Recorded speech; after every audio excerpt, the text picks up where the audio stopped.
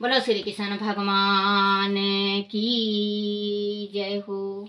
श्रीमद् भागवत महापुराण की जय। श्रीमद् भागवत महापुराण में 8वां अध्याय भक्त ध्रुव के चरित्र का वर्णन। श्री मंत्री जी ने कहा, विदुर जी, प्रलय के कारण अधर्म का बहुत अधिक बढ़ जाना होता है। ब्रह्मा जी का एक पुत्र अधर्म था। उसकी पत्नी का नाम मेषा असत्या था। उसके वहां दंभ घमंड नाम के पुत्र था। उसकी पत्नी का नाम उसके दंभ घमंड नाम के पुत्र और माया नाम की कन्या के जन्म लिया। उन दोनों से निकेती सठता का जन्म हुआ। सठता निकेती से क्रोध और हिंसा का जन्म हुआ। उनसे काली कलह और दुरुकित गाली का जन्म हुआ। दुरुकित से काली ने भय और मृत्यु को जन्म दिया और दोनों के संयोग से यातना और निरय नरक का जन्म जोड़ा उत्पन्न हुआ। प्रति कालतमिक रूप से ये सभी कारण अधर्म फैलाने वाली क्रियाएं हैं जो प्रलय अर्थात विनाश के कारण बनते हैं। एक प्रसंग में मैं इसे समझाता हूँ। विदुर जी, आपको मैंने बताया कि मनु और सत्य रूपा से प्रियव्रत और उतान पदा नामक 2 पुत्र हुए थे। उतान पदा की सुनीति और सुरुचि नाम की 2 पत्नियां थी। उनमें सुरुचि राजा को अधिक प्रिय थी। सुनीति उसे इतनी प्रिय नहीं थी। सुनीति का एक पुत्र था ध्रुव और सुरुचि के पुत्र का नाम था उत्तम। एक दिन की बात है कि महाराजा उतान पद अपने पुत्र उत्तम को गोद में बिठाया, परंतु राजा ने उसे दुत्कार बिठाकर प्यार कर रहे थे। उसे गोद में बैठा देखकर ध्रुव ने भी जिद की कि वह भी गोद में बैठेगा, परंतु राजा ने उसे दुत्कार दिया। सुरुचि ने ईर्ष्या से भर कर कहा, ध्रुव, तू राज सिंहासन पर महाराजा की गोद में बैठने का अधिकारी नहीं है। आदि तुझे पिता की गोद ही चाहिए तो परम पिता की। श्री कृष्ण गोविंद हरे मुरारी, हे नाथ नारायण वासुदेवाय, हे नाथ नारायण वासुदेवाय, हे नाथ नारायण वासुदेवाय। माफ करना बच्चों, घी वो हो गया था उसमें। कि गोद ही चाहिए तो परम पिता श्री नारायण की तपस्या कर और उनकी कृपा से मेरी कोख में फिर से जन्म ले, तब तुझे यह सुख मिल पाएगा। विदुर जी, अपने सौतेली माँ के वचन सुनकर बालक ध्रुव का कोमल हृदय आहत हो गया। उसके पिता ने भी एक शब्द नहीं कहा। तब ध्रुव रोता हुआ अपनी माँ के पास आया और रो रो कर उसने सारी बात माँ को बताई। उसकी बातों से सुनीति को बहुत दुख हुआ। उसने अपने पुत्र को धीरज बंधाते हुए कहा, पुत्र जो दूसरों को दुख देता है उसे स्वयं ही दुख झेलना पड़ता है। तो उनकी बातों पर मत जा और परमात्मा परम पिता के चरण कमलों में ध्यान लगा। वह महाराजा से भी बड़े हैं। वह तुझे अवश्य ही अपनी गोद में बैठाएंगे। उन्हीं की कृपा से तेरे दादाजी श्री ब्रह्मा जी को सर्वश्रेष्ठ पद प्राप्त हुआ है। श्री कृष्ण श्री हरि अपने भक्त पर अवश्य कृपा करते हैं। तू उन्हीं का भजन कर। देखो बच्चों, कितना अच्छा ज्ञान दिया। ध्रुव की माता ने। उसने ये नहीं कहा कि जाओ तुम लड़ो, गाली दो, या मैं लड़के आती हूँ, ये क्यों कह दिया, वो क्यों कह दिया, ऐसे क्यों हो गया, वैसे क्यों हो गया। उनकी माँ ने इतना अच्छा ज्ञान दिया कि सबसे बड़े श्री हरि हैं, भगवान हैं, वही तुझे गोद में बिठाएंगे और तू चिंता मत कर। जो जो जो जैसा करता है उसको वैसा फल मिलता है। सॉरी बच्चों, माफ करना। भजन कर। अपनी माता सुनीति के वचन सुनकर ध्रुव अपने घर से निकलकर वन में चला गया। वन में उसे देव ऋषि नारद मिले और उन्होंने ध्रुव को आशीर्वाद दिया। वह बोले, पुत्र अभी तू बच्चा है, खेल कूद में ही तेरा मन लगता है। इस उम्र में मान सम्मान की बात मन में बैठाकर कोई इस प्रकार से अपना घर नहीं छोड़ता। जा घर लौट जा। तू अपनी माता के उपदेश से योग साधना द्वारा जिस भगवान की कृपा प्राप्त करने चला है, साधारण पुरुष के लिए उसे प्राप्त करना बड़ा कठिन है। योगी लोग अनेक जन्म तक उसकी साधना करते हैं, परंतु उन्हें पाने में वह प्रिय सफल नहीं हो पाते। उनका मार्ग बड़ा कठिन है। पुत्र, इसीलिए तू हट छोड़ और अपने घर को वापस लौट जा। इस पर ध्रुव ने कहा, भगवान बीमाता के जिन वचनों से मेरा हृदय दगत है, उसे आपके वचन शांत नहीं कर सकते। मैं ब्रह्मा जी का पौत्र हूँ। मेरी रगों में क्षत्रिय रक्त बह रहा है। मैंने जो निर्णय किया है मैं उससे अब पीछे नहीं हट सकता। मैं त्रिलोकी के सबसे श्रेष्ठ पद पर अधिकार करना चाहता हूँ। मेरी माँ ने मुझे बताया है कि परम पिता श्री हरि की गोद से सर्वश्रेष्ठ पद तीनों लोकों में कोई दूसरा नहीं है। जब तक भगवान श्री हरि मुझे अपनी गोद में नहीं बैठाएंगे, तब तक मैं यह वन छोड़कर कहीं नहीं जाऊंगा। विदुर जी, ध्रुव की बात सुनकर देव ऋषि नारद बहुत प्रसन्न हुए। उन्होंने ध्रुव से कहा, बेटा, तेरी माता सुनीति ने तुझे जो कुछ बताया है वही तेरे लिए परम कल्याण का मार्ग है। भगवान वासुदेव तुझ पर अवश्य प्रसन्न होंगे। तू चित्त लगाकर उनका भजन कर। जैसे पुरुष के मन में धर्म, अर्थ, काम, मोक्ष की अभिलाषा होती है, उन्हीं के लिए इन्हें प्राप्त करने का एक ही मार्ग श्री हरि के चरण है।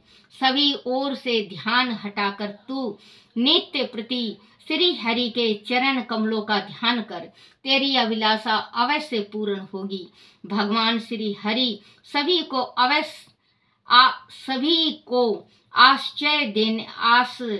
आश्रय देने वाले हैं। वह अपार सुख को देने वाले हैं, शरण उत्सल हैं और दया के सागर हैं।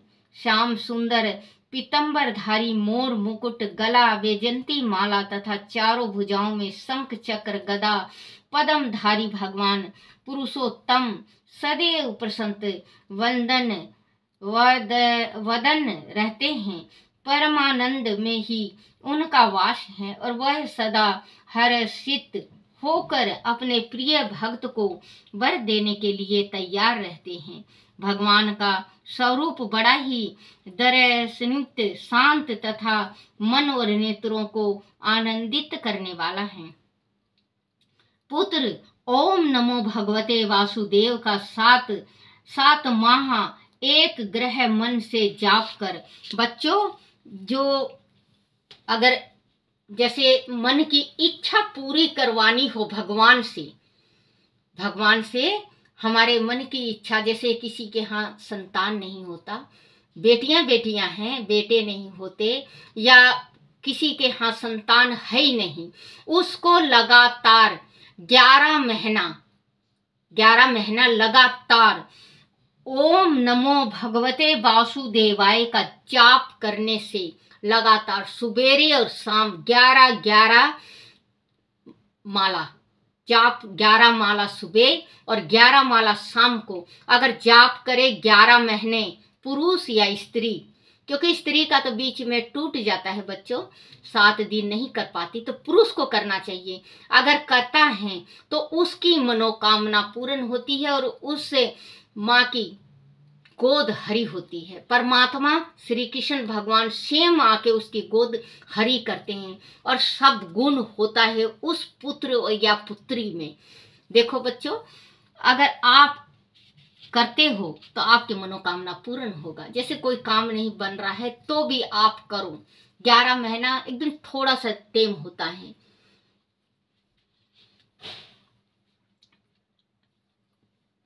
ओम नमो भगवते वासुदेवाय का 7 माह एक ग्रह मन से जाप करने पर भगवान प्रसन्न हो जाते हैं। भगवान तो, क्योंकि ये जो ध्रुव ये बता रहे हैं नारद, तो ध्रुव बहुत छोटे थे, हम तो बहुत बड़े हैं ना।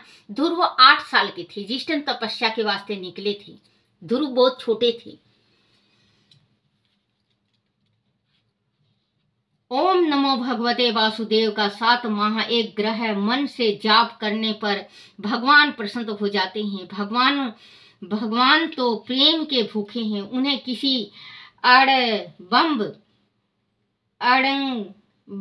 से प्रसन्न नहीं किया जा सकता।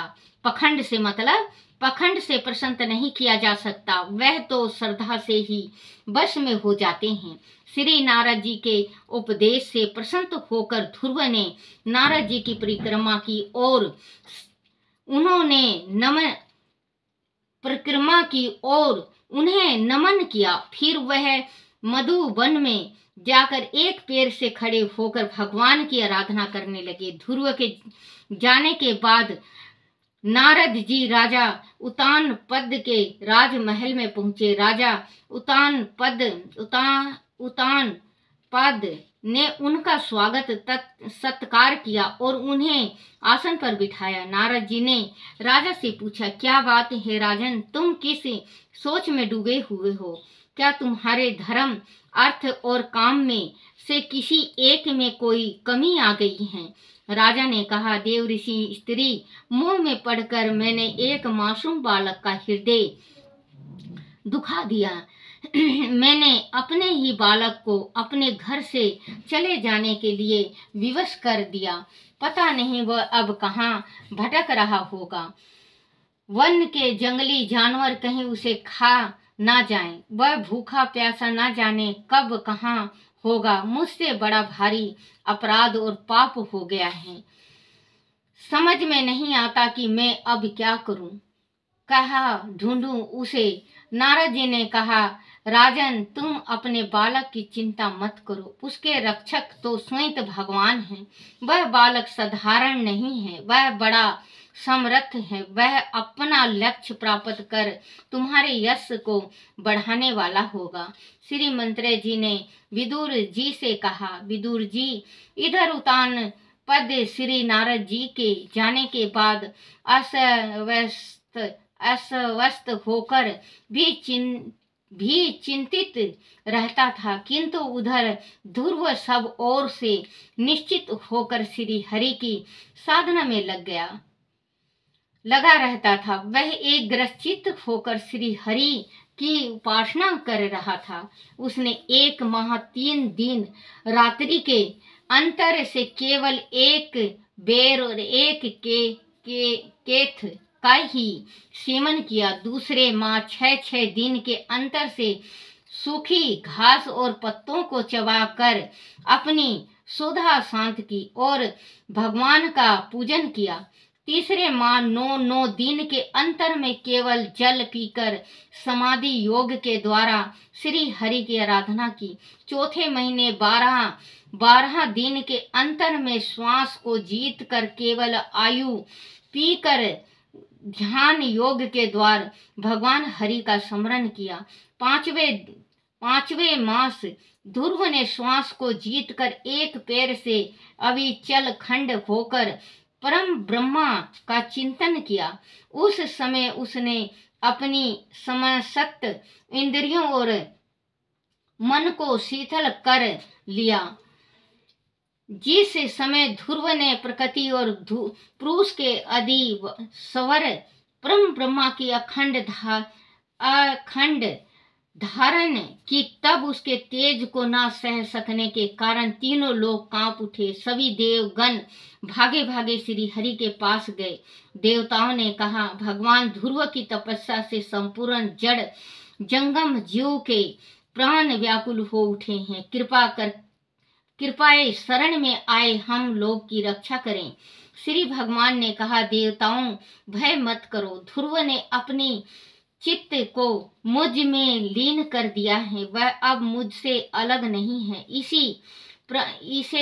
इसी प्राण निरोध के कारण तुम्हें अपने प्राणों के अवरुद्ध होने का भय सता रहा है। तुम लोग अपने लोगों को जाओ, मैं उस बालक के पास जा रहा हूँ। बोलो श्री कृष्ण भगवान की जय। ध्रुव इतने तपस्या किए, इतना तपस्या किए कि भगवान को भी आना पड़ा और उनको ध्रुव को अपनी गोद में बिठाएंगे, क्योंकि बच्चों सत्य में वो शक्ति है बहुत ज्यादा। जो शक्ति भक्ति करता है उसी को परमात्मा दर्शन देते हैं, क्योंकि भगवान की भक्ति करना इस देह के वास्ते बहुत जरूरी है। जैसे अपने शरीर में खाना की जरूरत होती है, वैसे ही हमें भक्ति की जरूरत होती है। भक्ति बिना भगवान नहीं मिलते, क्योंकि भक्ति है तो सब कुछ है और भक्ति नहीं तो कुछ भी नहीं। भक्ति करो और भगवान के दर्शन करो। भगवान का दर्शन नहीं मिलेगा, मान लो भगवान का दर्शन नहीं मिलेगा तो भगवान के हम चरणों में जरूर जाएंगे। बोलो श्री कृष्ण भगवान की जय। आरती श्री भागवत भगवान की है आरती, पापियों के पाप को है तारती। आरती श्री भागवत भगवान की है आरती, पापियों के पाप को है तारती। बोलो श्री कृष्ण भगवान की जय हो।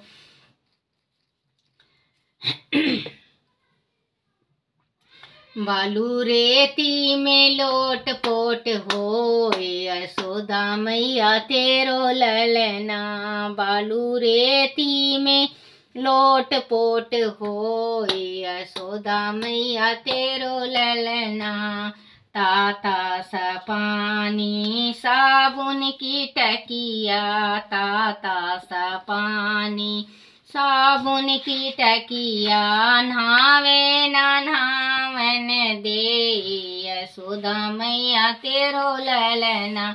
ये तो नहावे ना नहावन दे, यशोदा मैया तेरो ललना। बालू रेती में लोट पोट होए, यशोदा मैया तेरो ललना। ताती सी पूड़ी और गुलदाना, ताती सी पूड़ी और गुलदाना, खावे ना खावन दे, यशोदा मैया तेरो ललना। ये तो जी मैं ना जी मन दे, यशोदा मैया तेरो ललना। बालू रेती में लोट पोट होए, यशोदा मैया तेरो ललना। फूल हजारों का सेज बिछाया, फूल हजारों का सेज बिछाया, सोए ना सोवन दे, यशोदा मैया तेरो ललना। ये तो सोए ना सोवन दे, यशोदा मैया तेरो ललना। बालू रेती में लोट पोट होए, यशोदा मैया तेरो ललना। 5 25 का बीड़ा लगाया, 5 25 का बीड़ा लगाया, चाबे न चाबन दे, यशोदा मैया तेरो ललना, ये तो चावे ना चावन दे। यशोदा मैया तेरो ललना, बालू रेती में लोट पोट होए। यशोदा मैया तेरो ललना,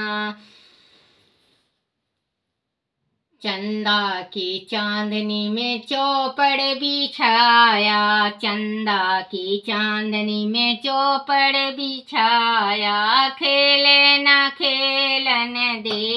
यशोदा मैया तेरो ललना, ये तो खेले ना खेलन दे। यशोदा मैया तेरो ललना, बालू रेती में लोट पोट हो। यशोदा मैया तेरो ललना। बोलो श्री कृष्ण भगवान की जय। हाथी घोड़ा पाल की मदन गोपाल की, हाथी घोड़ा पाल की मदन गोपाल की। बोलो श्री कृष्ण भगवान की जय। नंद यशोदा तप कियो मोहन सोचित लाए। रामा मोहन साचित लाए, देखन चाहत बाल सुख रहो। कच्छक तिन जाए, सियापति राम जय जय राम। जिन छत्र मोहन भयो, सोन छत्र पड़ आए। चारु बधाई रीति को, करत यशोदा माई। बोलो श्री कृष्ण भगवान की जय हो। अपने अपने माता पिता की जय हो। जो श्री कृष्ण स्वरूप को अपने हृदय में धारण करता, हुआ श्रद्धा पूर्वक जीवन 40 का पाठ करता। पाठों सिद्धों 9 निधि, निधियों के 7 धर्म। अर्थ काम और मोक्ष रूपी चारों पुरुषों को प्राप्त करता। बोलो श्री कृष्ण भगवान की जय हो। अपने अपने माता पिता की जय हो। अपने अपने गुरुदेव महाराज की जय हो। हे मेरे परमात्मा, हे मेरे बंशीधर, हे मेरे कान्हा, हे मेरे गिरधारी, मेरे से कोई भूल हो जाए, कोई चूक हो जाए, कोई गलती हो जाए, कोई टूटी रह जाए, मुझे क्षमा करना, क्षमा करना, क्षमा करना। बोलो श्री कृष्ण भगवान की जय। कृष्ण कारे ओठुआ दे मेरी मटकी, कृष्ण कारे ओठुआ दे मेरी मटकी। ठुआ दे मेरी मटकी, मैं जानू तेरे घट की। ठुआ दे मेरी मटकी, मैं जानू तेरे घट की। कृष्ण कारे ओठुआ दे मेरी मटकी। जय मेरे कृष्ण भगवान की जय हो।